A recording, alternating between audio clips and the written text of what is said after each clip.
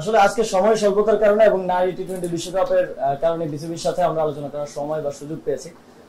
বাকি ফেডারেশনগুলোর সাথে আমরা পর্যায়ক্রমে আলোচনার ভিত্তিতে এই বিষয়গুলোতে তাদেরকে সাজেশন দেওয়া থাকলে সাজেশন দেব এবং অবশ্যই লিগ্যাল ফ্রেমওয়ার্কের ভিত্তিতে কাজগুলো করতে হবে। যেহেতু অটোনোমাস প্রত্যেকটা বডি আমাদেরকে প্রসেস ফলো করতে হবে। যে কোনো পরিবর্তনের ক্ষেত্রে পরিবর্তন আমরা অবশ্যই করার জন্য তাদেরকে সাজেস্ট করব, কিন্তু প্রসেসটা ফলো করাটা জরুরি। নারী টি-20 বিশ্বকাপের বিষয়ে আমরা বিসিবির সাথে কথা বলেছি। যেই ইস্যুগুলো হচ্ছে তার মধ্যে সবচেয়ে গুরুত্বপূর্ণ হচ্ছে সিকিউরিটি এনশিওর করা। সিকিউরিটি এনশিওর করার ব্যাপারে স্টেট লেভেল থেকে কিছু কাজ করার ব্যাপার আছে। আমি আজকেই যমুনাতে গিয়ে ইউনুস স্যারের সাথে এই বিষয়ে বিস্তারিত কথা বলবো এবং তিনি একজন ক্রীড়াপ্রেমী মানুষ, তিনি অবশ্যই এটিতে আমাদেরকে সহযোগিতা করবেন এবং স্টেট লেভেল থেকে সিকিউরিটিটা আমরা এনশিওর করব। আমরা ইউএন এর সাথেও কথা বলবো যাতে তারা সাজেস্ট করে কিছু দেশের ট্রাভেল রেস্ট্রিকশনস আছে সেগুলো যাতে সমাধান করা যায়। আর অবকাঠামোগত কিছু উন্নয়নের ব্যাপার আছে, সেগুলো মাননীয় সচিব আমাকে নিশ্চিত করেছেন যে কমপ্লিট করা হয়ে যাবে এর মধ্যেই। এবং বিসিবির বিষয়ে, যেহেতু বিসিবি একটি অটোনোমাস ফেডারেশন, তো সিদ্ধান্ত তো আমরা দিতে পারবো না, আমরা বিসিবি থেকে সাজেশন নিতে পারবো, তাদেরকে সাজেশন দিতে পারবো। সো বিসিবির সভাপতি অনুপস্থিত আছেন।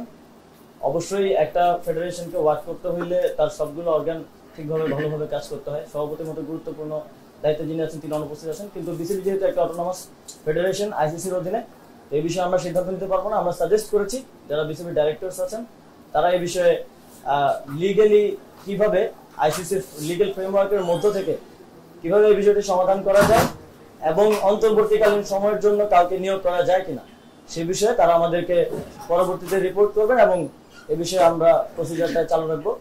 তো এই তিনটি সিদ্ধান্ত কিংবা প্রসেস যাই বলেন আজকে আমরা উপনীত হতে পেরেছি এবং সামনে আরো আজকে আমি সময় দিতে পারছি না, কারণ আমাদের আপনারা জানেন প্রধান বিচারপতির শপথ গ্রহণ অনুষ্ঠান আছে। তো আমরা আরো বিস্তারিত কথা বলবো, আমি আবার এসে হয়তো আরো বিস্তারিত কিছু বিষয়ে সিদ্ধান্ত আমরা নিতে পারবো। আপনাদের কোনো প্রশ্ন থাকলে?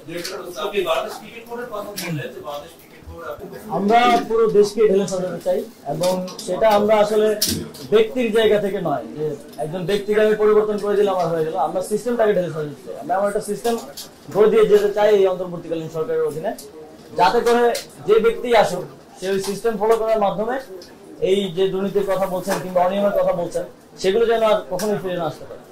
দেখুন, এই বিষয়গুলোতে যারা অপরাধী ছিলেন বিভিন্ন বিশ্ববিদ্যালয়ের কিংবা কলেজের দায়িত্বশীল যাদের দায় আছে অনেকগুলো ঘটনায় আন্দোলন চলমান সময়, তো সেই জন্য ক্ষোভের জায়গা থেকে অনেকে হয়তো করছেন, আবার অনেকে হয়তো কোনো স্বার্থের জায়গা থেকে হয়তো করছেন।